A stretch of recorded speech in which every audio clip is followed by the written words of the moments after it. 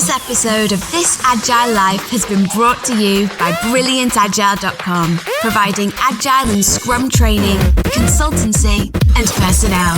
BrilliantAgile.com. Done right, it's brilliant.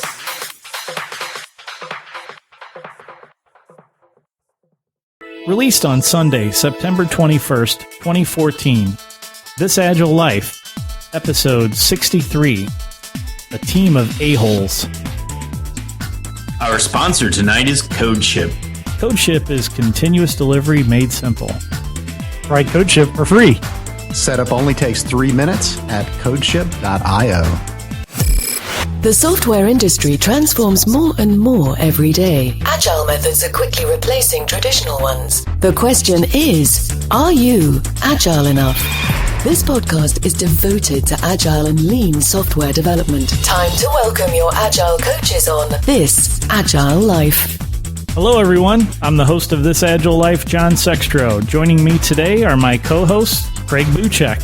Hello, everyone, from St. Louis, where Strange Loop is happening this week. Yay, Strange Loop. What is Strange Loop, Craig, for those that don't know? It is a conference for really smart programmers, is the best way I can describe it. People generally smarter than me. Wow, Craig is so full of himself. He's like, I'm going, so it must be for smart people. I'm not going. Amos King joining us also tonight. Hello, John. Hello, Craig. I'm not going to say hello to that other guy because you haven't said his name yet. Yeah, that other guy, Lee McCauley. He just stuck his tongue out at me.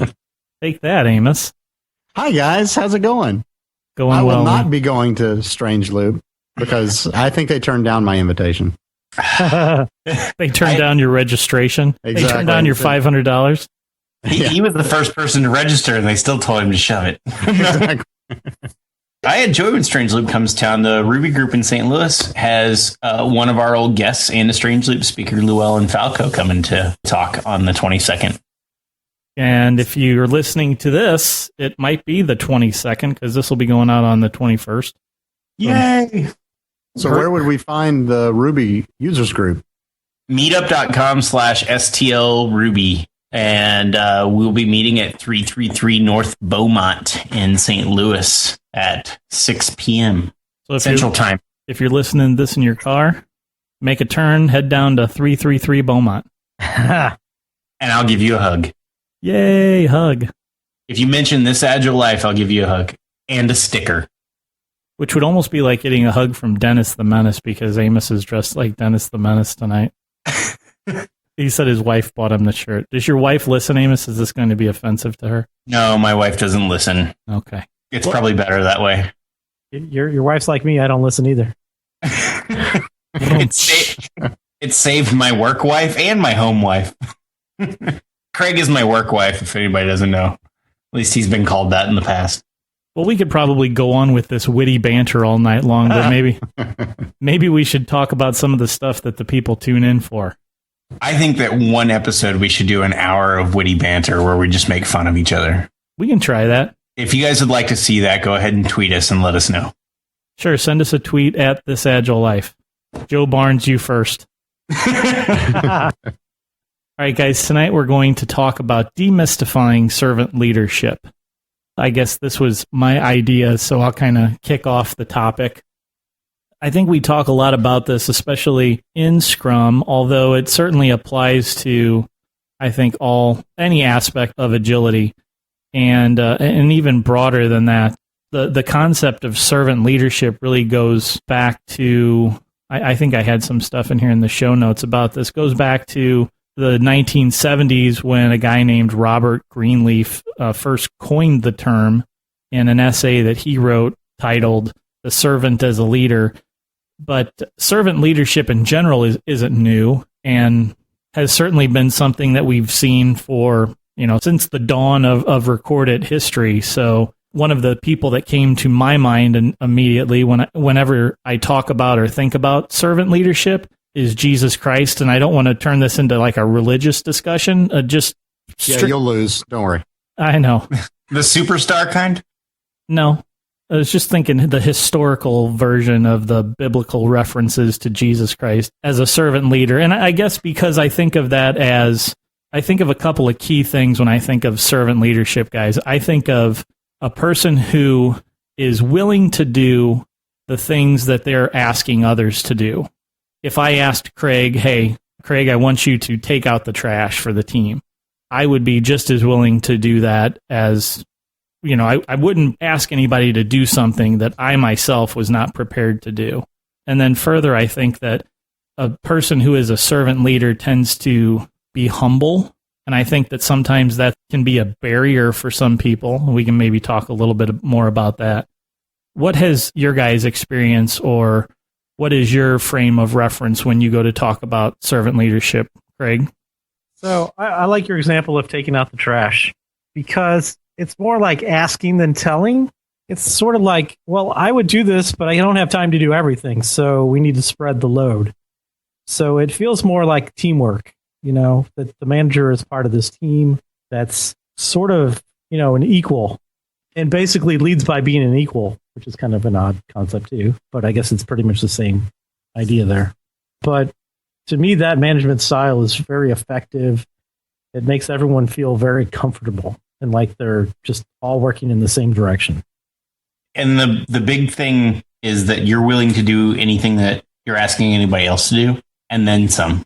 So I got into a conversation with Tice. I wish he was here at one point. Someone on his team, they were working and said, hey, I need batteries for the keyboard. We go get them. And he was like, what should I do? And I said, you go get them. Unless you're actively engaged in something, go get them their batteries. I mean, your job as a leader is, I think, to give the team every chance they have at success. And if that means you got to go get batteries for them, you go do it. Ask them what they need. That's a servant. I would actually take this one step further, because I have a quibble with the word leader in servant leadership, because if you actually think and feel like you're the leader or a leader, then you're probably not being a good servant leader. Because at least for me, if I'm very much feeling the humble part of that, and to me, if I ever feel like I'm the guy in charge, then I'm probably not doing a good job. The only reason why I disagree with that is, for me, the word leader in servant leadership means that not only am I fulfilling the requests that you have, but I'm leading by anticipating those requests and bringing you what you need before you have to ask me for it. And leading by example. Yes. There is an interesting balance there with the servant side of things and with the leadership side of that. They seem to be in conflict, or potentially could be in conflict at times. But if you start to break this down a little bit more, I look at someone who is the servant leader of a group as what I will call a force multiplier. Part of your job for the team is to allow them to be productive. You're no longer really an individual contributor if you're operating as, let's say, an Agile coach or a Scrum Master. So you're probably not spending the majority of your day writing code or being an individual contributor like that. So you can't yourself directly contribute to the project. The way that you contribute, though, is by enabling the other people on your team to be successful. So going to get batteries, if someone's battery operated mouse or keyboard has died, would be a way that you can contribute. The more things that you can do to make the folks on your team effective and efficient and productive, the better off the project is. That's how you're successful, is through the enablement of the people on your team. I would also say that one thing, as if you're in like a tech lead position or a lead position like that, a named position, I guess, then one of the things that I have a problem doing is asking other people on the team to do things that I hate doing. So I will end up doing them because I don't want to ask somebody else to do something that would just drive me up the wall, and will. I think that's good and bad. I think it's a good thing, and the team probably appreciates it. But at the same time, there are some of those tasks that can burn you out if you continue to do them all the time. And I've seen that cause a lot of people in leadership positions that are fantastic leaders go and say, I don't want to do this anymore. Please put me back. And I don't want to be a tech lead or a project manager or anything like that. I think the mere fact, Lee, that you operate that way demonstrates servant leadership, because in your mind, you're saying, I don't really want to do this, but I don't just want to shunt it off to someone else because I can. Therefore, I'm going to do it. And so the fact that you've done that helps you build trust with the team. And if at any point in time you need to ask someone, hey, could you be the guy to take out the garbage today or this week? Metaphorically, of course, I mean take out the garbage as opposed to really collecting it up and taking it out. Then somebody would have a really hard time saying, why should I do it? You know, you could say, hey, I've done it too. We all kind of take turns doing this. And I think that's at that point, that's justified. Maybe the metaphor should be being the on-call person. Yeah. For everyone. Yeah. I think one of the things that a servant leader does really well is ask questions, almost like a retrospective facilitator. Is when somebody comes to you with a problem, not just try to hand them a solution, but let them grow by coming to it on their own through maybe a series of questions, which you might find out that their choices are different than yours would have been anyway. And then you learn too. Not only that, but sort of working solutions from the bottom up instead of from the top down. So if the people on your team have, an opinion on how to do something, that you actually go and sell that up instead of the other way around. Well, and by asking the questions and getting their opinions out of them, you are building trust and a freedom for them to want to express themselves. And building your story to take up the management higher levels to, why we need to do it this way, why this way is the better way. Ooh, we need to discuss managing up next episode. So I'd like to spend some time going over some of the textbook characteristics of servant leadership. But first, I'd also like to explore some of the common fallacies that I've run into when the term servant leadership has been brought up. Because I think that the good part of doing this episode is that it will help provide some context to people and maybe some discussion points and talking points when they need to have conversations about servant leadership where they work. I've had managers kind of balk at the concept of servant leadership or, even senior leadership because I don't think that they totally understand it. And some of that comes from lack of understanding and lack of experience with servant leadership. In one particular consulting engagement I had, when we brought up the concept of servant leadership with the group, people in the team as well as people outside of the team actually thought that that was some sort of cop-out or the Agile coach / Scrum Master to actually not do any work. Lee, that was the same response I had was to laugh and think, well, really quite the opposite is true, because if I'm going to be a servant leader, my entire job is going to be to help find ways to clear the path and to make things a smooth road and to help remove barriers and roadblocks. And have you guys run into any other issues or pushback or examples where someone doesn't understand or believe in the concept of servant leadership in your travels and travails? Not so much. I do have what I would consider a fallacy is I see a lot of people, mainly because of movies, believe that military leaders are that way, that they're not servant leaders. They're just demanding command and control, and they're really completely the opposite. Interesting. I wouldn't have expected that. It's hard to get a guy to protect you when all you've done is treat him like crap. One of the other things that I hear a lot is that, hey, this just won't work here because we need more command and control, or it won't work here because it just won't. I've heard the commanding. Well, I haven't heard them say command and control, but those reasons were given. It was mainly we don't trust anybody to do anything, so we need to tell them every move to make. I think that's a really good point, Amos. That's exactly what I was thinking too, is that when I hear that, my first thought is you don't trust your people. And so you're going to put in as much process and as much structure as you can, kind of like the military, so that you can maintain some minimum standard. And that's exactly what you're going to get, a minimum standard. That's interesting, because that seems to be what Agile is about, is to sort of micromanage yourself, your own team, have, self-managing the team so that the team doesn't need to be micromanaged. But so there's a very good fit there. Trying to manage what people are doing, does that make you not a servant leader? I mean, I can still tell you, I need you to do this way. But if you say, hey, I need a pencil, I go get it for you. Just because. So does that make me not a servant leader? Like, where do you draw that line? I think a lot of it has to do with your history with that person. Like you said, if I've taken out the trash and then I tell you to take out the trash, then that's probably servant leadership.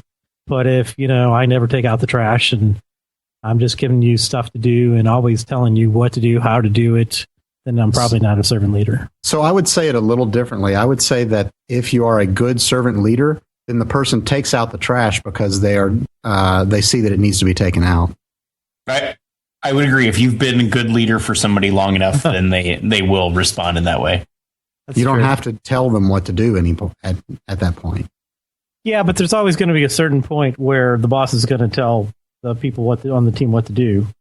But that should be as minimal as possible. And again, right. Idealistically, the good servant leader is the one that has guided the team to such a degree that the team can manage all of those things without even realizing that the servant leader has kind of put those things in place or shaped it that way. Yeah, but sometimes it's coming from on high or coming from the customer, several levels of management up says, hey, we need to do it this way. He's already fought the fight for you and we have to do it that way. So he's going to have to tell you, okay, this is what we got to do. This is how we got to do it. That's just being a messenger. Well, yeah, sort of. I think that's why it's important for a servant leader to ask questions of the team and get them to come to the conclusion that the trash needs to be taken out and things like that. I think at a certain point, you've demonstrated that you're willing to take out the trash, and you've taken out the trash, and you've delegated taking out the trash. At a certain point, you've gained their trust, and when you do come and tell someone to do something, you've gained the trust that they don't need to ask questions because you come there so infrequently and tell them what to do that they're not going to question it. And maybe that's a good parallel with the military too. Maybe that's how they earn that respect and not get questioned is by having earned it. Well, they ask you what you need a lot. What do you need to get this job done that I've asked you to do? How can I help you get it done? But I think an important thing here is something I actually heard from my wife about my kids is it's like a bank, right? Anytime anybody on your team asks you for something, you say yes as often as you can. You fill that bank with yeses so that when you have to say no, it's okay. I just thought you were giving your kids money. No. Actually, I love giving my kids money because we live out in the middle of the country and I just never take them to the store. So they just they hoard all of it. To save. You know what I'd like to do is go through the 10 characteristics or the commonly referenced characteristics of a servant leader and quickly review through those and then come back and maybe talk a little bit more about each of them. So the 10 characteristics are listening, empathy, healing, awareness, persuasion, conceptualization, foresight, stewardship, commitment to growth of people, and number 10 is building community. And I think you can kind of wrap all of these characteristics up into maybe 4 kind of meta categories of fostering learning, facilitating collaboration, generating trust, and acting as the team's advocate. I think you should add one for smiling. I don't think there's any room for smiling and servant leadership. I think that a cheerleader for your team is part of it. Maybe one of these covers that. That's what I mean by smiling. Yeah. I think you could maybe say empathy is possibly part of that. But listening, Amos, to your point, one of the things that you've mentioned a couple of times now is asking questions. And I think what a lot of people don't realize is that asking questions is an active form of listening. It covers a lot of these things. If you're asking questions, you're listening. If you're listening, that leads to empathy, I think. I don't know how you have empathy without listening. And awareness. And foresight. Almost everything we've mentioned is based on listening. So listening, I guess, is pretty straightforward.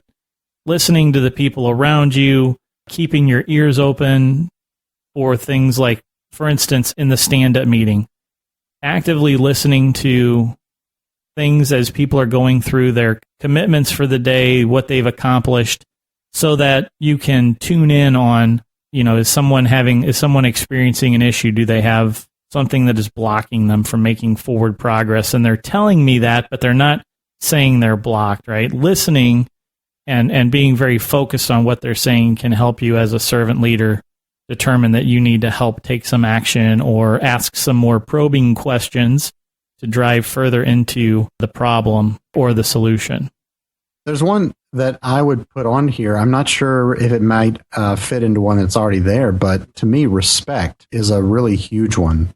That you have to respect the people you work with. Otherwise, you're not necessarily going to have as much empathy or as much desire to make them a part of the community, that sort of thing. Tell me what you mean by respect beyond just the textbook answer. Well, I think that you have to believe that they are trying to do the best job that they can and respect the work they do, even if you might look at it and say it wasn't quite as good as it could be. You still have to respect the person for the job they have done until they give you some reason not to. And in most cases, everybody will live up to your expectations. And to me, that's that respect part.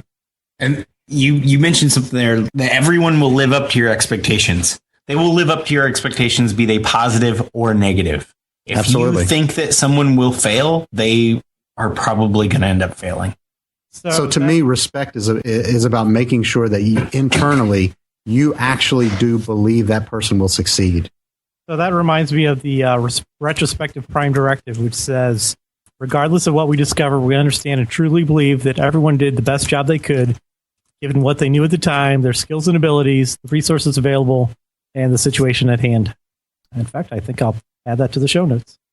So I agree that I will always start from a position of giving someone benefit of the doubt and starting with respect. But what if over time I begin to lose respect for someone and maybe I completely lose respect for that person? I think as a servant leader, I don't need to respect the person to continue to operate as their servant leader. Well, if you don't examine your own reactions to that person and think, how can I help them? If you don't respect them, then you don't feel like you can help them or that you should be putting forth the effort. You will put forth less effort to help that person become better if you don't respect them.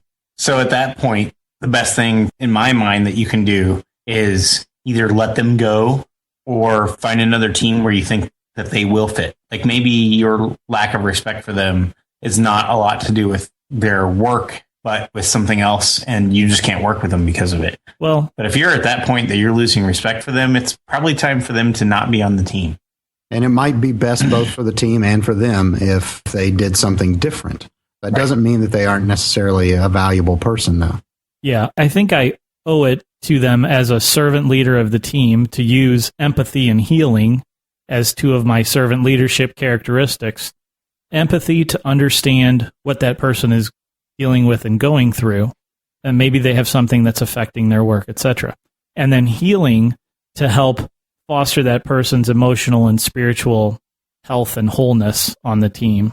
And I don't like the idea of just because someone's not doing, or because someone is not doing a good job, that we should move them off of the team. I think that that's a natural reaction, is that you want to get them out of your area.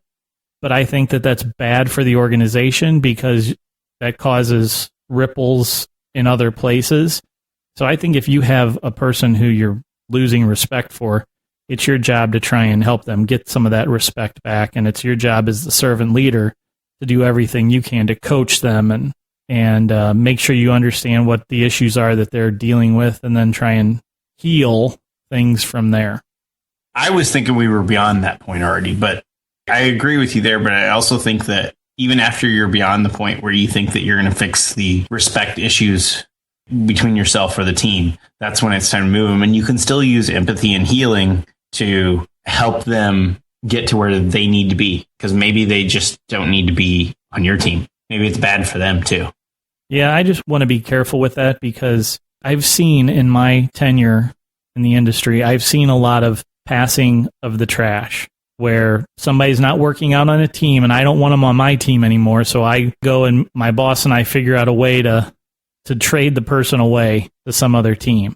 And That's good for no one. It's not good for the person that you move. It's not good for the team that you move them to, unless it's just something where there's a dynamic on the team that's causing the problem and the person could still be successful somewhere else. So, and I've had that issue. I'm not going to name any names. I think all of you probably know him. Greg. Yeah. I had somebody on my team, and we had gone down that path where respect was not good. We respected each other outside of work, but in work, it was really bad. Like, our personal relationship was great. Our work relationship was not. And it was hurting the rest of the team, and it was hurting me as the leader. And I went to management and I said, look, this guy's awesome. Don't let him go. Don't shove him off on some team where you're going to relegate him to the corner where he won't be any good. But let's find something good. And I helped them find something for him. And he ended up being a team lead on 2 or 3 teams after that. So I still think that is still servant leadership. We had the issue, but I didn't throw him away to like be fired or be put on the crap team or just move him around so that nobody really had to deal with him because nobody wanted to let him go. But instead, I got him into a position where he wanted to go anyway. That's a good story, Amos. That demonstrates servant leadership. So let's talk a little bit about some of these other characteristics.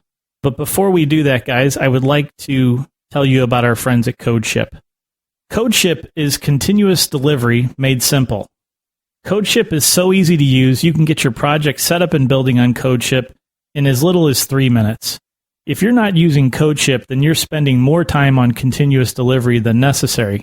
Our good friends at CodeShip won't even ask you for a credit card to get you started. I know, I've done it. What are you waiting for? Maybe you're worried that you'll run into a problem or you'll have some trouble getting started. They won't support your language. Fear not. If you need help getting started, you'll find all the help you need on their excellent blog at blog.codeship.io. Plus, their blog has tons of interesting and helpful posts and videos. I love to go out there and just check through what the new stuff that Manny and Flo have put out there recently. And if all else fails, the good people at CodeShip are easy to reach, and they are always happy to help. Few things in life are easy, but this is one of them. Let CodeShip make continuous delivery simple for you.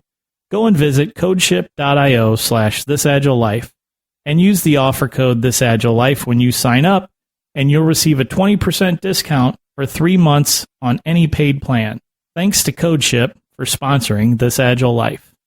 All right, guys, let's continue our conversation on some of these characteristics. So, awareness. It's important as a leader to be self-aware. If you don't know what you're good at and what you're bad at, it's sure hard to help other people. We could probably have a whole episode on how to address your own weaknesses. Yeah. Or 12. I was talking about my weaknesses, not yours. Sorry, Amos. Oh. Ow. Zing. We talked a little bit Greg's about... a good servant leader. Yeah. We talked about persuasion. I think, and I would want to make sure that when we say persuasion, we really mean influence, not coercion. Yes. Thank you, Lee. Or blackmail. Oh, sometimes that's fun. I mean, that's the important point. It's not coercion. It's not what you sometimes see from executive management or bad management, if you will, where somebody coerces you to do a certain thing just because, right? We use the example of taking out the trash as a way to demonstrate that you're just as willing to do things as others. And that's a good way to help show your influence, that you're there to help. I had a client tell us that if we didn't get something done in 2 weeks that we had told them was going to take 3 to 4 months, that they were going to drop us. So they were trying to coerce us into putting in a ton of extra hours and not charging them for it. Yeah, most definitely. It worked. Did it? The first time. You only get to go to that well so many times. I had to fire that customer. Well, that kind of happened. The next characteristic that I mentioned was conceptualization, the ability to integrate present realities and future possibilities. And I think that's an important one from having kind of a holistic vision of what's going on. If you can't help tie together some of the where you've been and where you're going for the team and have some foresight, which is the next one, then it's because it's harder for the members of the team to keep some of that in their viewport because they're often very focused on individual tasks. And so one of the services that you can provide to the team is by helping with some of this conceptualization and help providing context and foresight to the team. Yes, a lot of times you'll hear this stated as a shared vision. The servant leader is often the one that helps to provide that shared vision for the team. Oh, it's kind of funny that it's shared, but you provide it. Yeah, I kind of said that wrong. No, it's accurate. It just sounds weird because you do have to provide it, but you only want to provide it to a point, and then you have to come up with their own things to add to Here's it. an existential way to think about this. If you think about it, you're really, that vision is kind of a meme, right? That you're kind of spewing out into the team, and the team is going to grab that, and each one of them is going to morph it into what they kind of think you're talking about and evolve it into something different. And then they're going to spew it back in various times and in various ways. And the whole team is going to kind of change that vision over time into something that is closer and closer to some shared thing.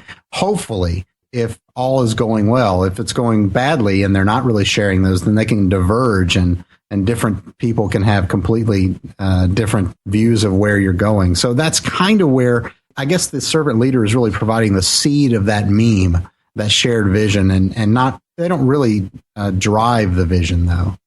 Yes, they don't drive the vision. And I agree with you, Lee. I also strive for creating an environment where the vision becomes shared.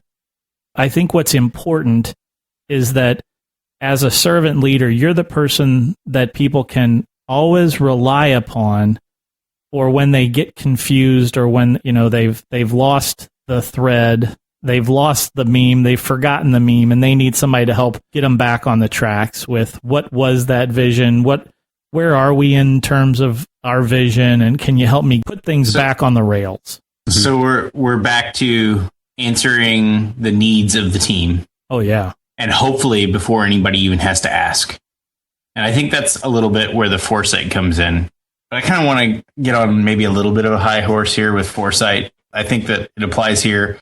But in our industry, we have a tendency to say, oh, you can't learn that without doing it. So you can't gain foresight from anybody but yourself. But I really think that as a leader or anything, you need to realize that you can gain foresight by reading about other people's experiences or watching them unfold. Let me try and understand this. You're saying that people believe that they can't learn something until they've experienced it. Oh, all the time. And people think that they only gain foresight from their own experiences.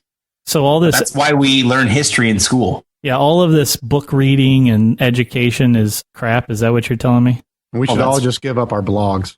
Especially you, Amos. Well, I don't blame you for wanting me to give up mine. I'd probably make the world a worse place. Check out dirtyinformation.com. I've run into a lot of people that think that too. It's almost like there's no such thing as intelligence in learning. You can't learn from other people's mistakes, only your own. Right.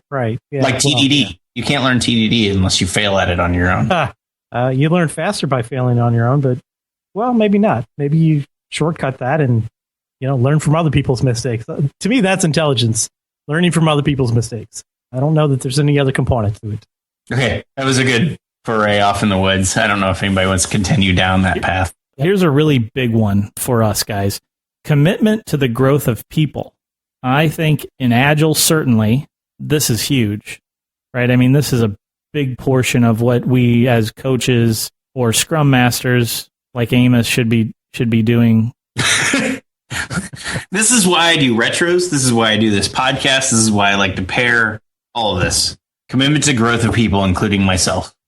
I'm kind of disappointed in the definition that I've gotten for this, and I've got these in the show notes, and I kind of pasted these in from the general definitions on Wikipedia.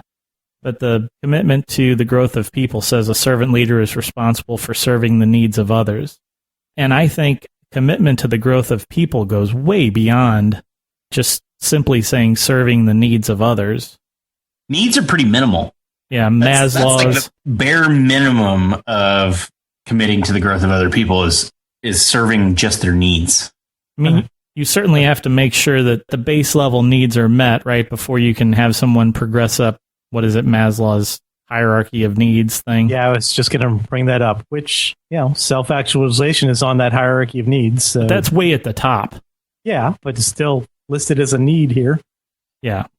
So I think commitment to the growth of people goes back into, like Amos said, retrospectives. It goes back into coaching, simply having conversations with people on the team about the vision and about what do they want to do next, what would they like to work on next, and just being there as a mentor and as a servant.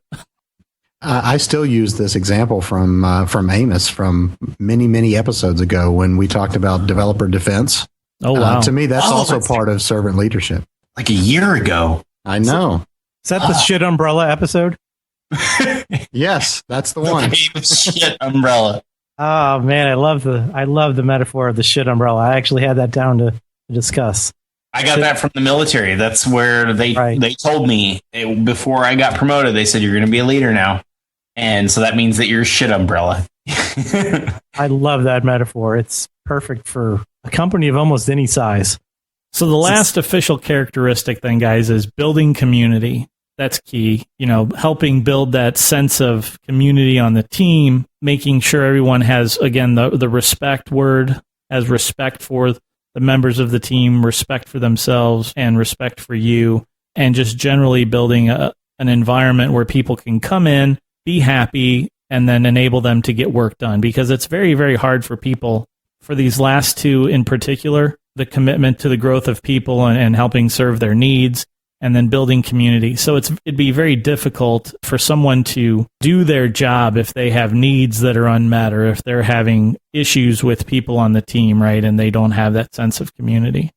Well, I think you can build community through lots of things, talking to people and mediating their conversation sometimes if it's heated, to, hey, let's go have dinner together as a team. Let's head to a movie night. Those things really help a lot in building a team. And then as a servant leader, you organize the movie night, you make the popcorn, you get it all ready when everybody shows up. Craig, it sounded like you wanted to say something there. Yeah, I'd like to build on that a little. Something that I've seen as a characteristic of servant leadership, and that is growing everyone on the team into a leader. And that sounds weird that everyone on the team could be a leader, but I've been on a team. It's an Amos and I dream team, the team that we are always hoping we can rebuild if something you guys like it. On it, you know who you are. Yeah, Point back. So we got to a point where pretty much everyone on that team was a leader, and that kind of doesn't work unless you're all servant leaders. You step up when necessary, and you lead when necessary. When you've got the best abilities, or no one else, or desire, or when no one else wants to step up, someone would always step up pretty much on that team at one point or another and take a leadership role. And it was amazing. So maybe we should go back to those fallacies and say that I've heard many times, like, you can't have two leaders on a team because you'll have two visions or two problems. It's not true as long as you can have a cohesive team full of servant leaders. And the key to that is that none of them think they're the leader, but they all just do it. Another fallacy that I've heard that goes along with this one is that you don't want a team full of A players, because all they'll do is butt heads all the time. Yeah, completely not true. I think you don't want a team full of A-holes. Oh, I misheard that maybe. But I completely misunderstood. Uh-huh. Now, I will say that I appreciate having on the team at least one person who is newer, because their questions a lot of times make you think about the reasons why you do what you do and cause you to learn more just by answering their questions. I like it because they slow you down and make you rethink sometimes. So we have you've probably heard the term of having a rubber ducky. When sometimes you're describing your problem to somebody else, and just in the description, you figure out what the answer is, what the solution is. And at that moment, those people are just being your rubber ducky, right, for you to talk to. So I actually bought a big rubber duck, and we have that in our team area now.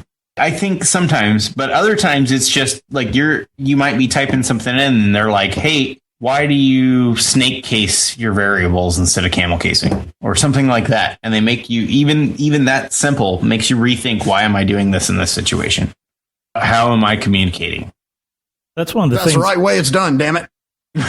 And sometimes that's the answer. Because I said so.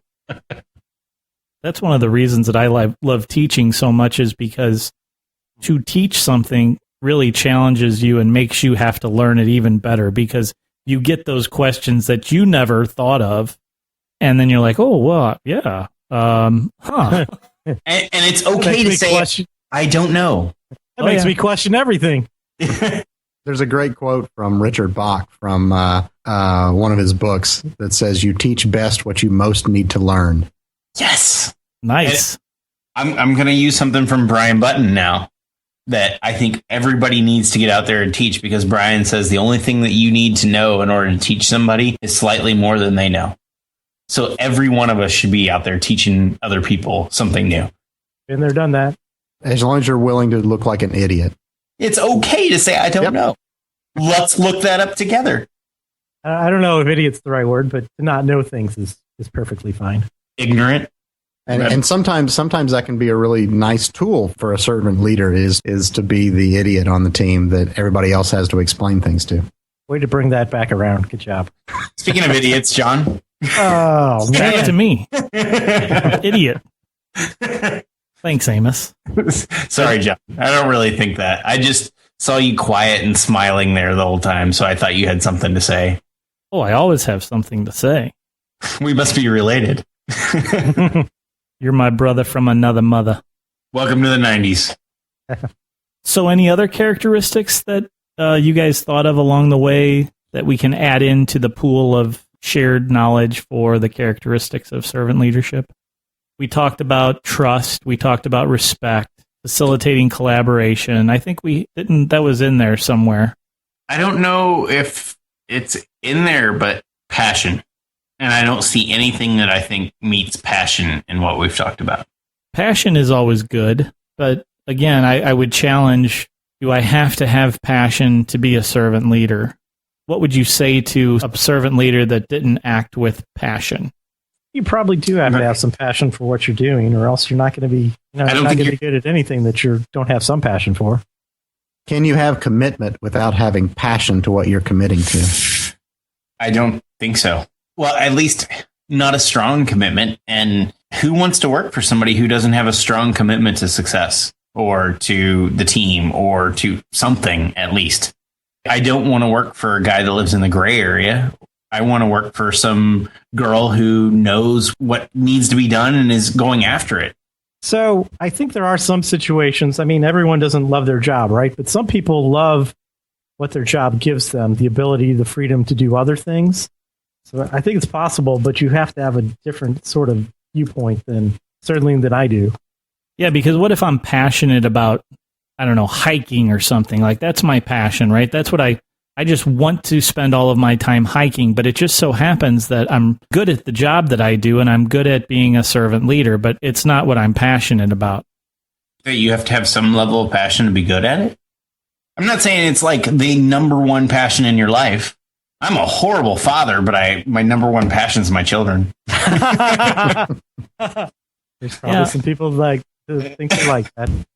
I don't know. It's hard for me to put this into context and to imagine this situation because I'm so passionate about what I do that I have a hard time distinguishing between, work and my home life sometimes. So two things about your hiking example. One, there are people that will tell you, if you're that passionate about hiking, then go find a way to make money at it. You could lead people on hikes, a trail guide. You take rich people to Machu Picchu.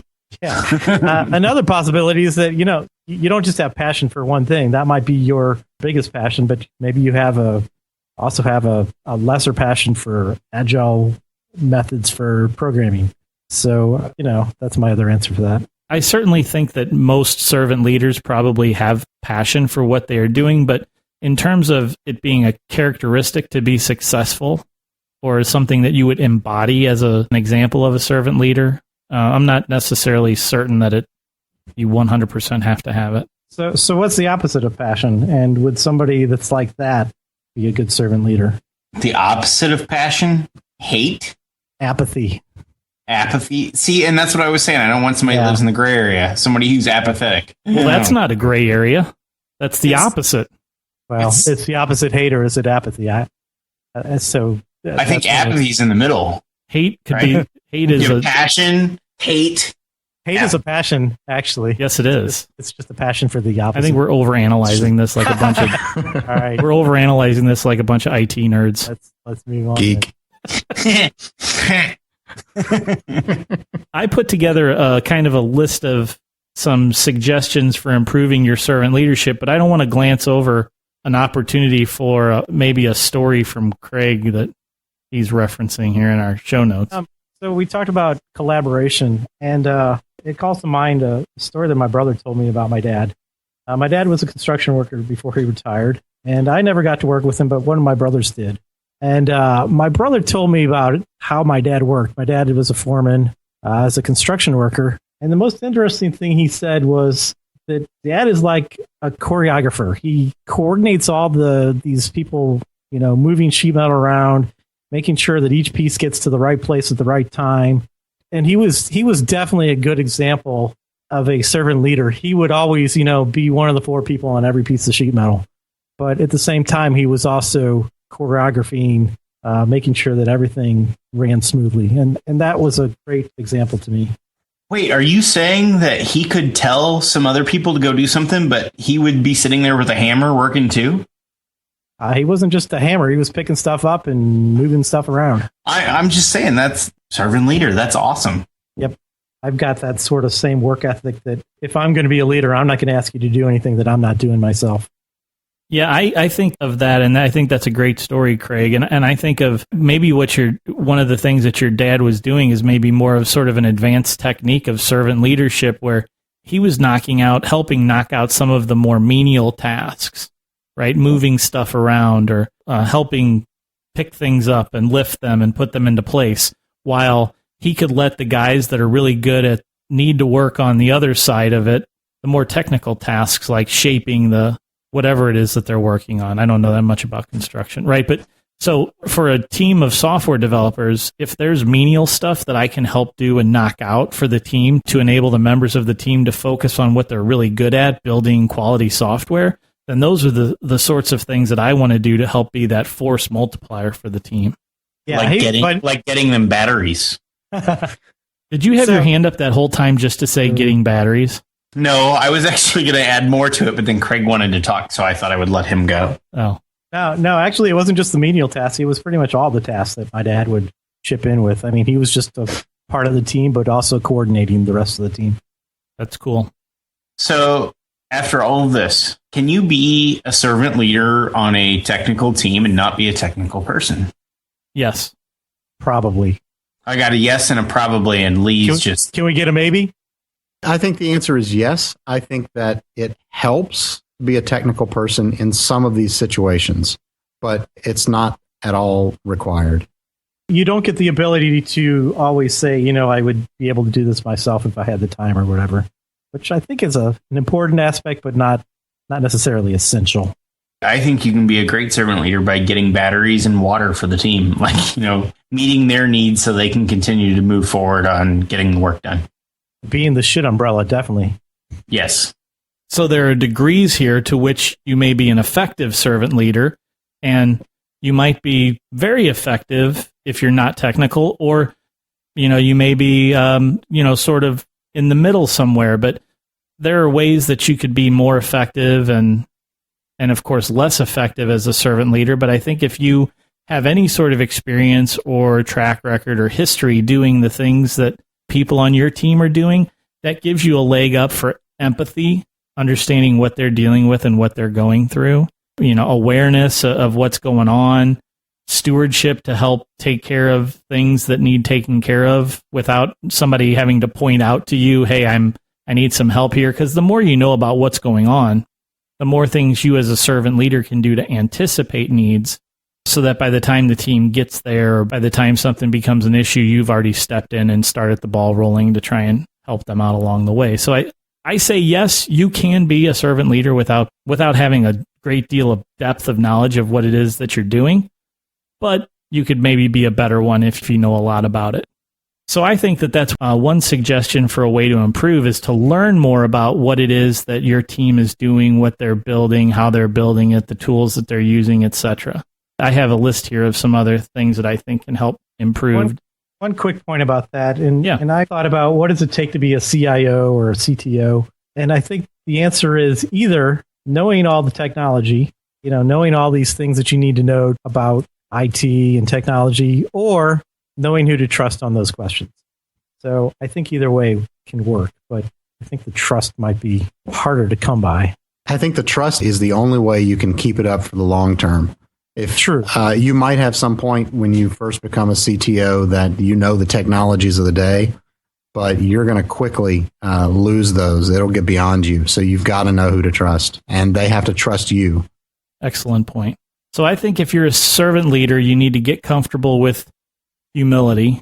I think maybe that's one of the things that is most challenging for organizations and for people that are transitioning into a role where they need to act as a servant leader, is that it can be hard to be humble at times. But it's very important to not be the guy that wants to stand up and take all the credit, to delegate the tasks and things that you don't want to do off to other people. So get comfortable with humility. So I had one other thing I wanted to add on to the previous conversation is that when you've got a servant leader that's technical, you might want to make sure that you understand all the rest of your team as well. Don't ignore your UI and your UX people. Don't ignore your QAs. Don't ignore your technical writers. These are people that do their jobs and are very good at them and may have different priorities than you. Understand where those priorities are coming from and make sure that you trust them with their job just as much as you trust the devs. We're kind of biased here because we're all devs. Right.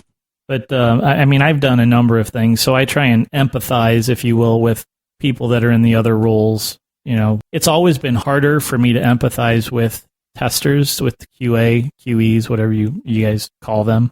But it's always been a challenge, but it's always something that I really strive for, is empathizing with what they have to deal with in their roles. So just a few other suggestions. Make service to your team your priority.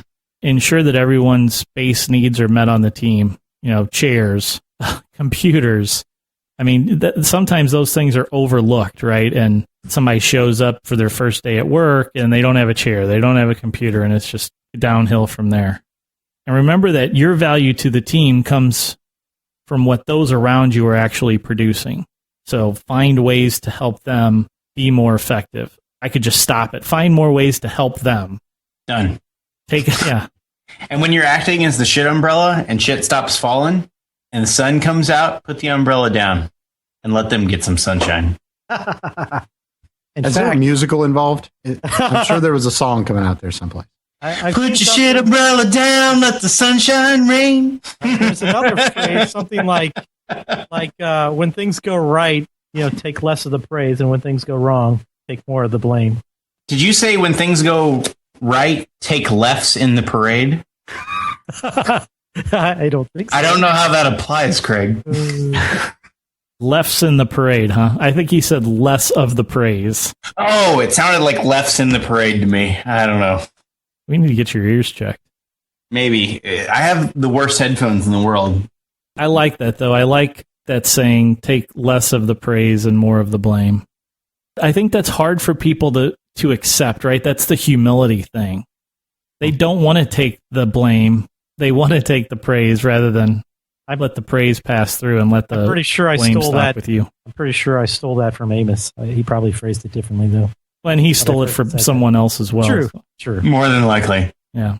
Everything worth saying has already been said. That's for sure. And probably by Plato 1,000,000 years ago. Probably. So, guys, any final words on servant leadership before we wrap this discussion up today? Servant leadership, it's awesome.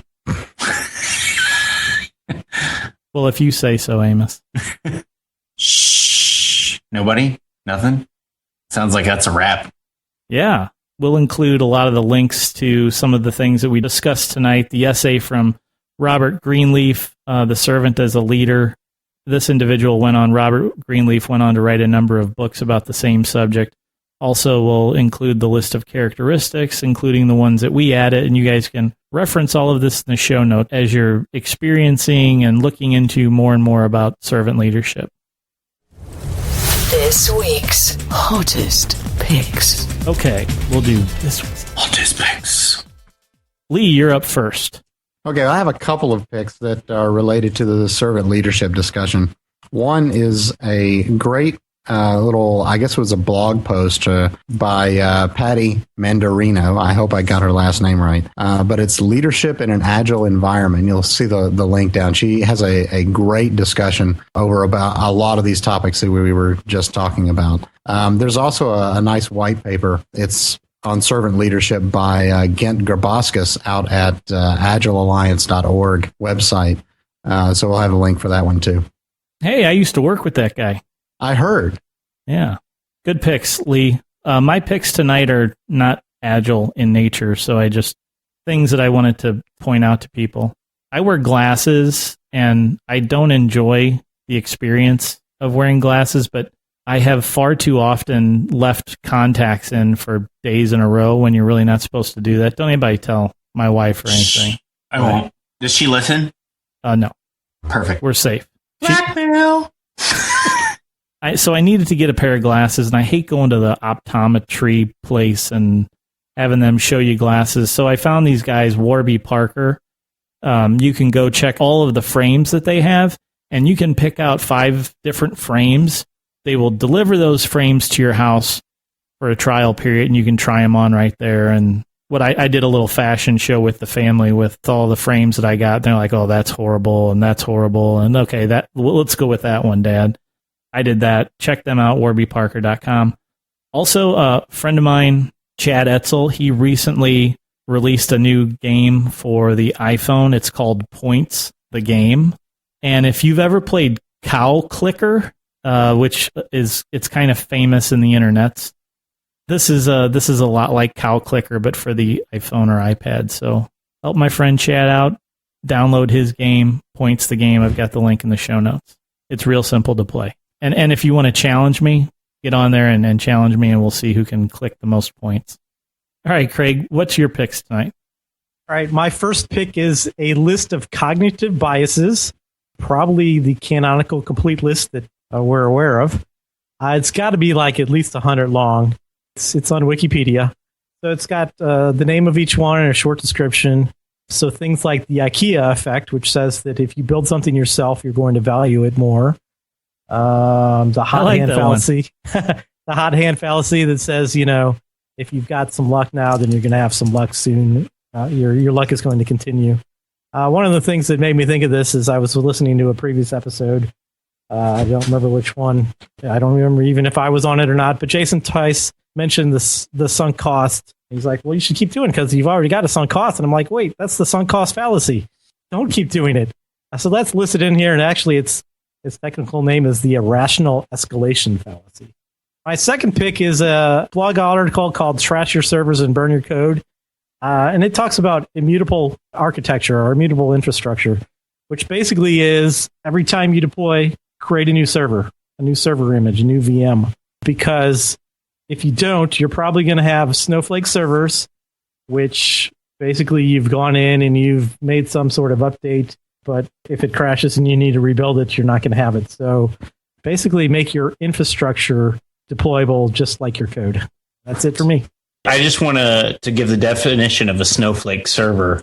It's a server that's beautiful and unique, and you can't reproduce it. Thanks. That was definitely a good call on defining that. I'm going to tack a pick on to that, Craig, because our good friends over at CodeShip, Flo Motlick, he actually did a series of posts on the CodeShip workflow to create immutable infrastructures. Cool. And I have been on the unfortunate end of many a Snowflake environment, and they are just the worst. Any admin or developer probably has. Nothing can kill your regular deployments more quickly than Snowflake servers. Okay, Amos, what are your picks? Well, I just added one, Docker, for building Snowflakeless servers.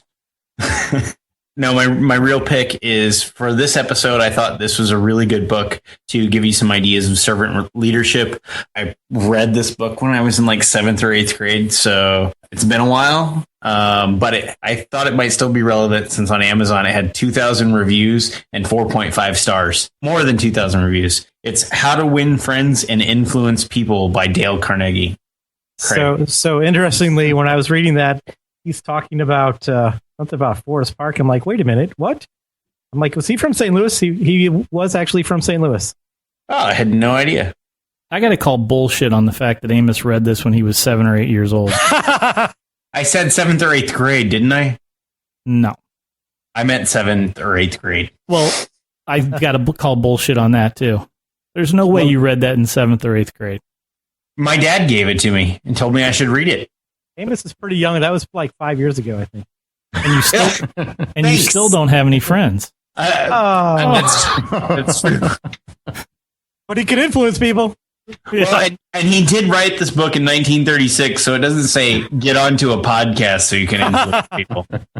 That's unfortunate. It actually has real world advice instead of here's how you throw some crap out there because somebody will listen to it. I mean, we have this fantastic podcast that I love being a part of. Mm-hmm. We'll see how long that continues. Are you kicking me out? No. Oh. All right, everyone. That's all we have time for today. Check out thisagilelife.com for these show notes and for more episodes like this with our witty banter and conversation and talk of agility. Thanks for listening and keep living this agile life. We love you. This Agile Life is brought to you by a community of Agile developers and coaches aspiring to spread the word about this groundbreaking approach to software development. Join us at thisagilelife.com/community.